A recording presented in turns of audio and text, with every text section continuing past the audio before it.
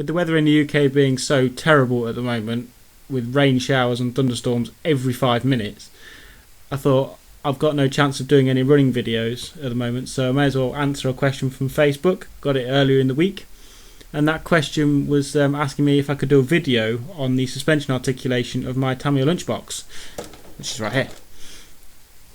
So I thought, why not answer it? You know, may as well do a quick video on it and just give you something to watch. So this is the suspension articulation of my Tamiya Lunchbox. Just to quickly run you through what mods I've actually done on my Tamiya Lunchbox, because it's not stock. I've got oil shocks all the way around, and I've also got the 5th shock mod, which is in the back here. Just there, you can just about see the top of the shock there.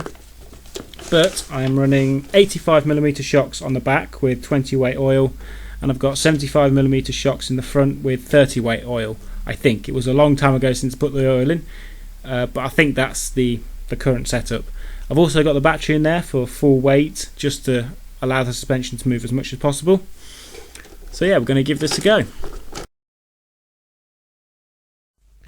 Suspension articulation is basically the movement of an axle in regards to the chassis. So as you can see, that axle doesn't move particularly here just because of this setup, but that axle does actually move independent to the chassis, like that. And articulation is basically the movement of the axles in regards to the chassis, like that. Now, articulation in real life is measured with a ramp up one wheel. So you drive your car, truck, Land Rover, whatever, up a ramp, and the front wheel travels up the ramp until it gets to a certain height where one of the other wheels leaves the ground. So if I quickly spin this around and show you, if we lift that up there, you can see that front wheel actually comes off the ground. So they measure it by the height of the wheel being lifted to the maximum before another wheel leaves the ground, like that. So it just leaves there. So if you've got a more articulate suspension, that wheel will travel higher before one of the other wheels leaves the ground, and if you don't have a very articulate suspension, it won't travel very high before another wheel leaves the ground. That's the basic concept and idea. So I'm going to quickly show you how articulate the suspension on my Lunchbox is. I'm basically going to measure this today by using a this is PlayStation 2 case. I'll get a better game. There we go. My favourite game of all time, Need for Speed Most Wanted. But yeah, so I'm basically going to measure it with these. Just going to stack these under this front wheel here and see how many we can go up before another wheel leaves the ground.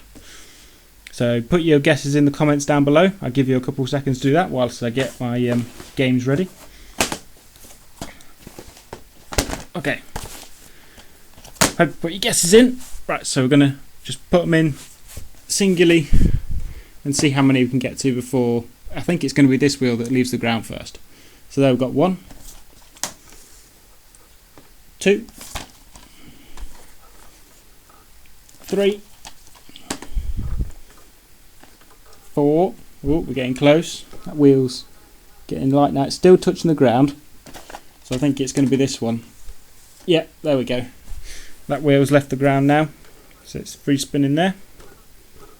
Yep. So there's not much in it. You can see there's barely any sort of distance in it, but I'd say that's it. I'll just quickly measure this with a tape measure, and I can see that's about 75mm. So we'll do it at the back as well.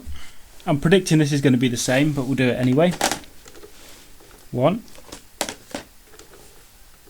2, 3, 4.